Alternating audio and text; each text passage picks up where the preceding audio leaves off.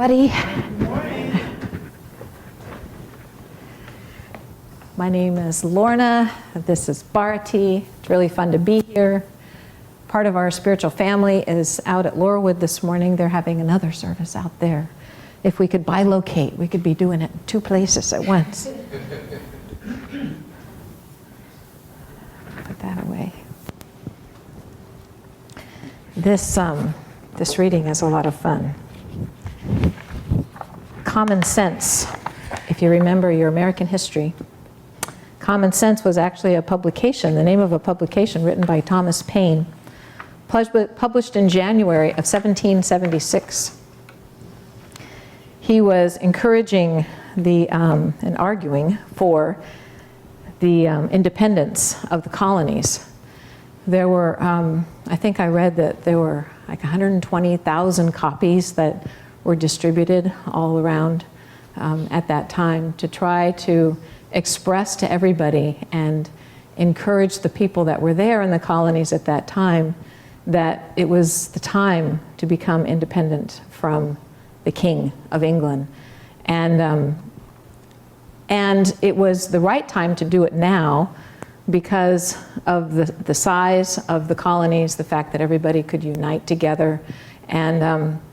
And what he said was, a long habit of not thinking a thing wrong gives it a superficial appearance of being right. He was trying to convince everybody that just because things were always done that way, people there grew up with the idea of loyalty to the king and loyalty to the crown, that maybe we should look at it more carefully.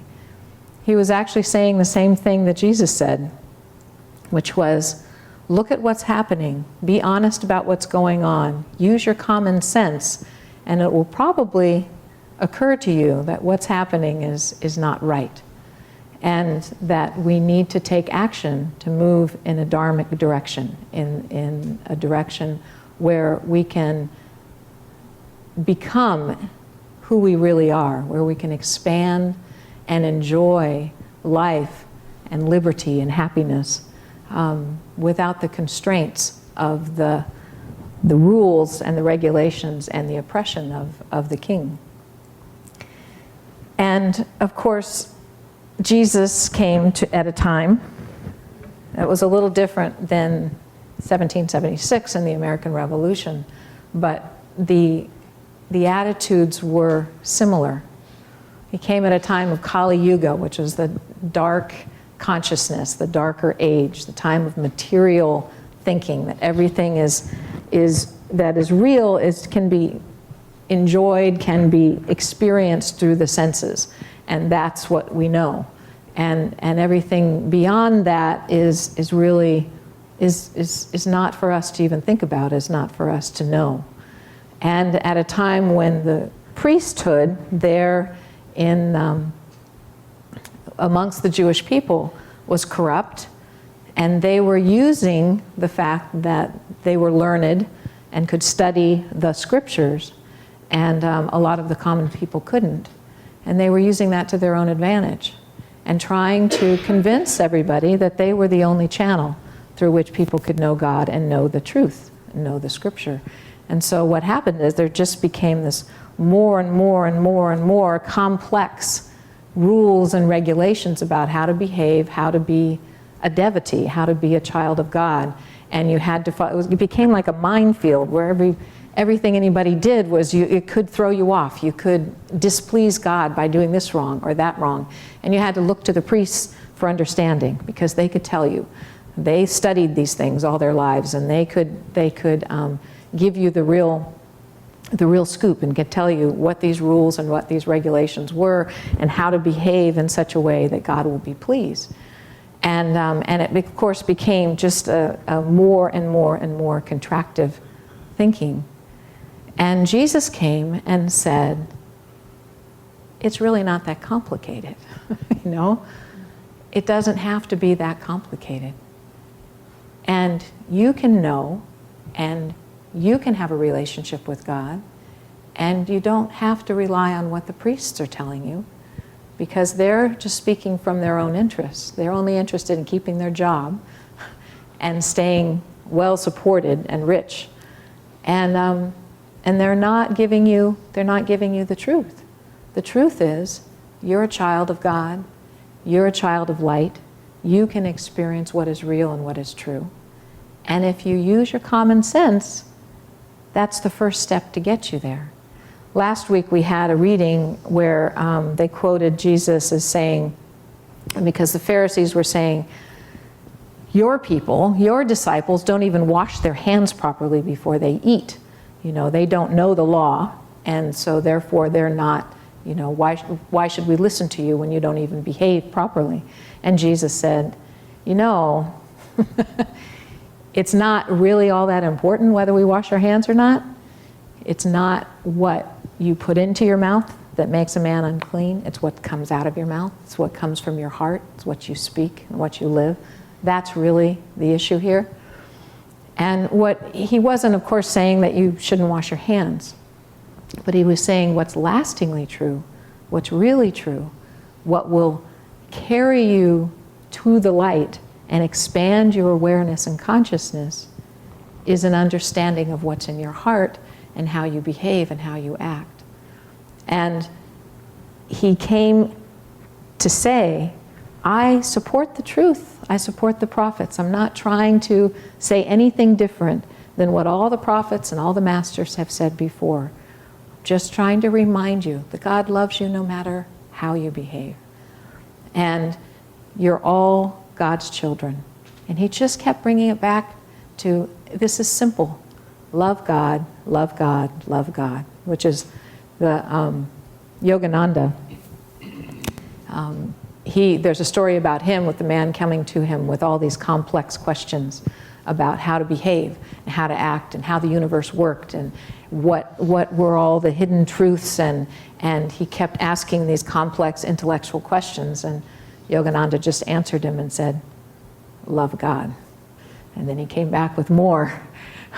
But what about this, and what about this, and how does this work, and what is your theory on this? And Yogananda said, love God. And then he tried again.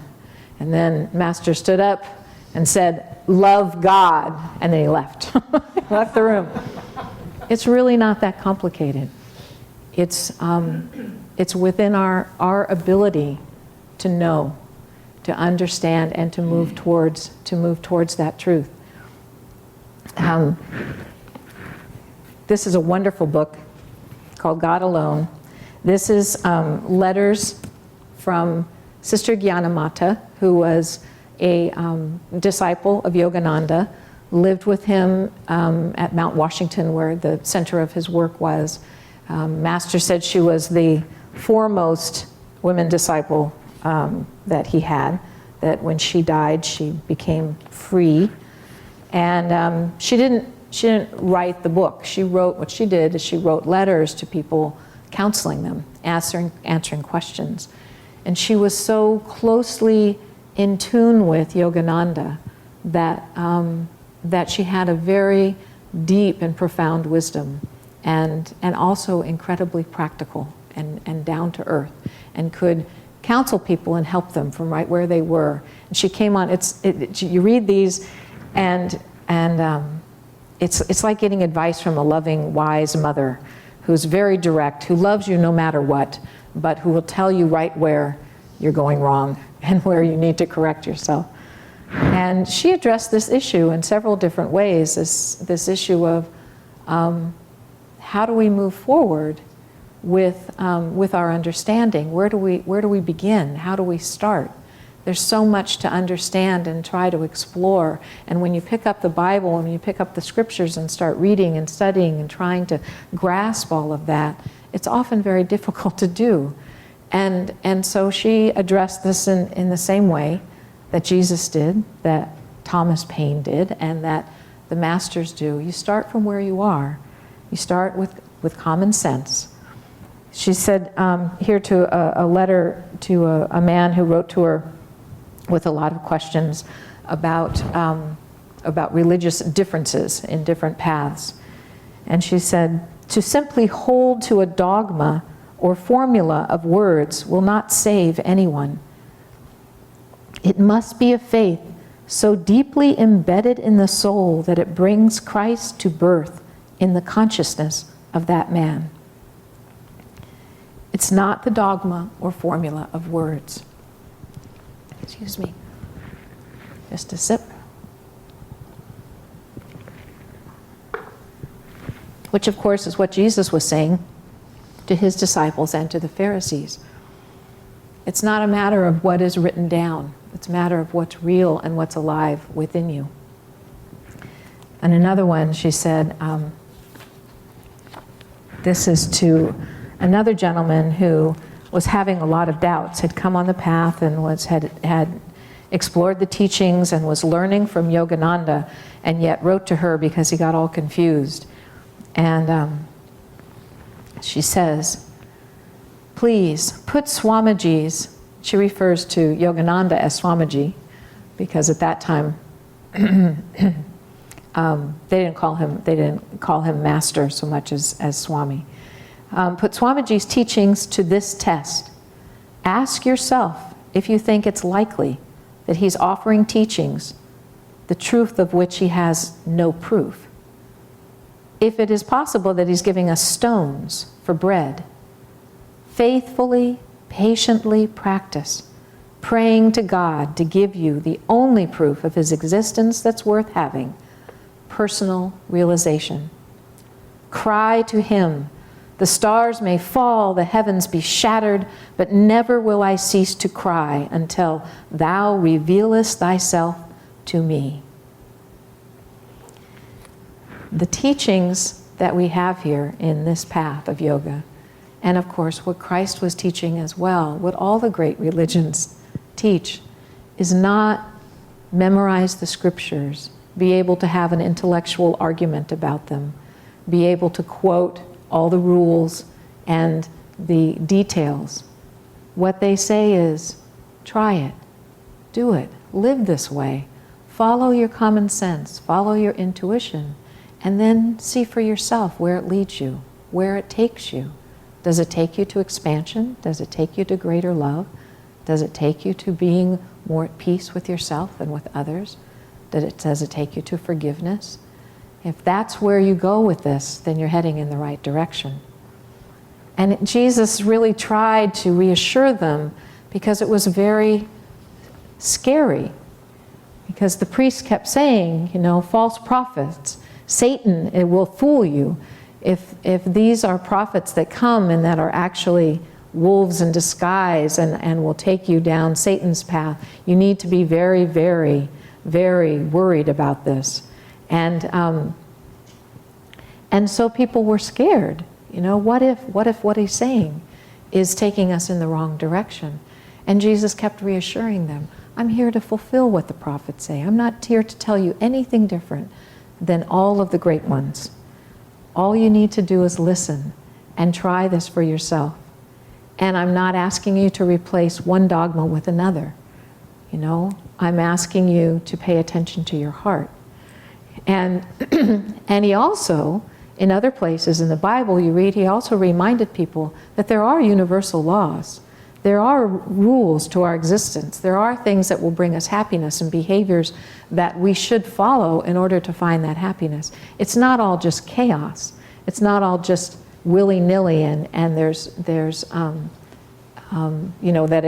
have to just randomly hope that somehow you'll do the right thing. There are ways, there is a path that you can actually follow.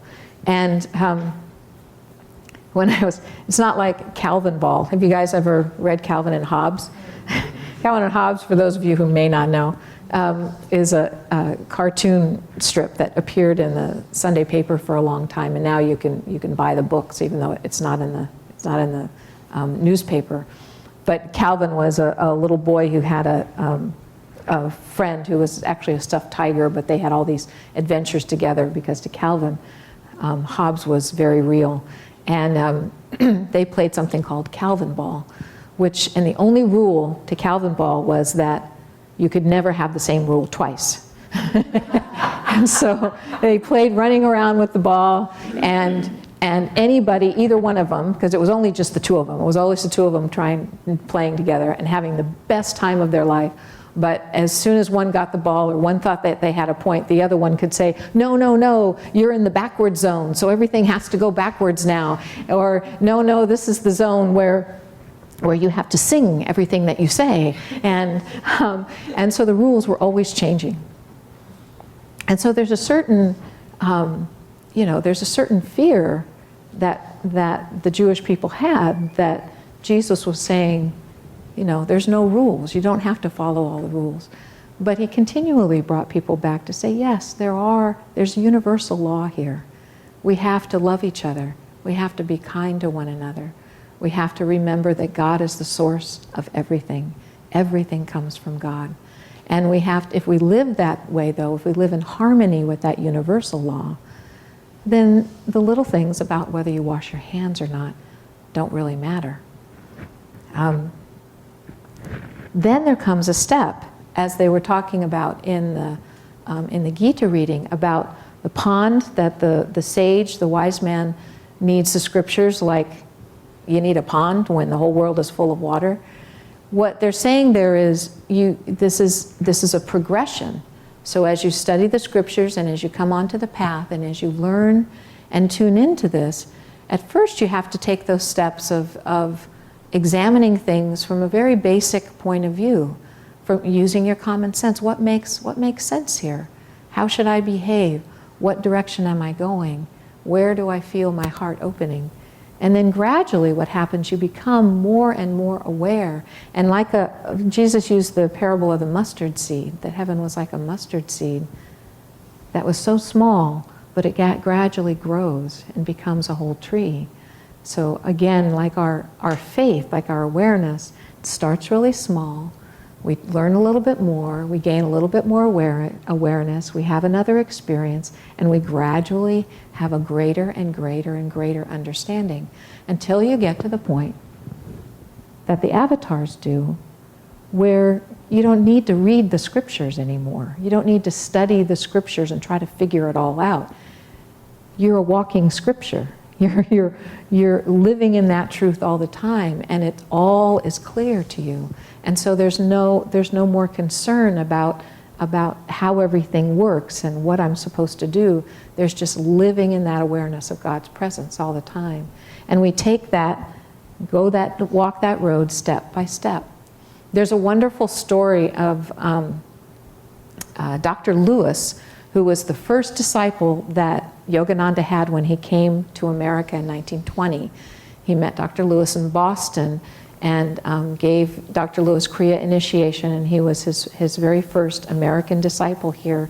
And Dr. Lewis was a dentist, and he helped support the work and helped start making things happen when Yogananda was here and trying to gradually gather people and build an organization, a group of people that could support each other. And then he eventually went on the road and traveled and did lectures and classes all over the US, and Dr. Lewis was there helping him through that so much. And Dr. Lewis he actually had Yogananda living in his house with his family. They had 2 children, he and his wife. And Yogananda actually lived in his house for a few years before he expanded out and started his campaigns across the United States. So he had Yogananda living in his house, cooking breakfast with him in the morning. And the children, had like Uncle Swami Yogananda there in the house. They grew up, the daughter writes about her experiences of just having Yogananda around. And being the young girl she was, she just kind of figured that was normal. Everybody had a mother and a father and a Swami living in their house. And they had this wonderful relationship. And there's this endearing stories about that time where they were sort of a family together. But you can imagine, he had this daily experience of living with an avatar, of living with a master. And so his little mustard seed grew pretty fast, it grew in his awareness and his understanding of things beyond the senses, beyond common sense, became such that he had a great faith in things unseen. So there's a story about him accidentally slamming his hand in a car door. And he describes how his hand was actually bent in the shape of the door jamb. It was, and Master, they had come home from a drive with Yogananda, and Yogananda had already gone inside and gone upstairs in the house. And so as soon as this happened, somebody ran upstairs and told Master what had happened.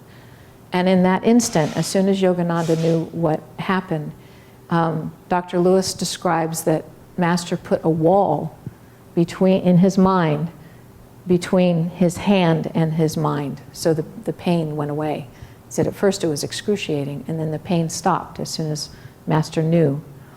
And then he describes just waiting, basically, just trusting that Master was going to take care of it.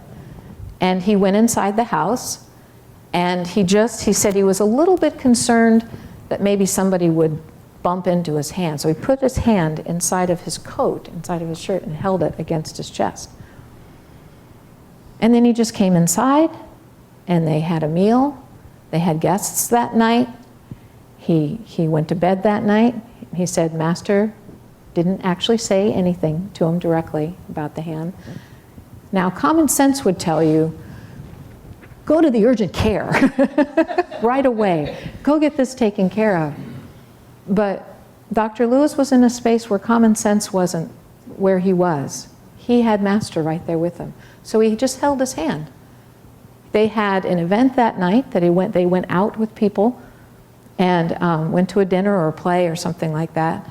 And then the next day, he went through the whole next day. He said he didn't even look at his hand. He said at one point, he lowered the wall a little bit, and then he decided it was better to have the wall there.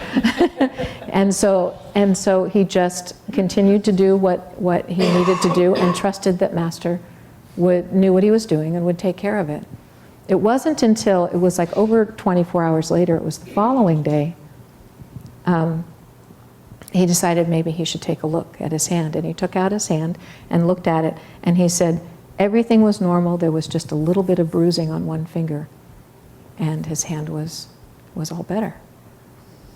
Now that just defies common sense. It goes beyond, our daily sensory experience of reality. But it doesn't mean it's not real. It just means that you're reaching a level, you're expanding your awareness beyond the common experience that we all have to a next level of intuition, of faith in God, faith in your guru, of the awareness that there are things going on that we don't really understand.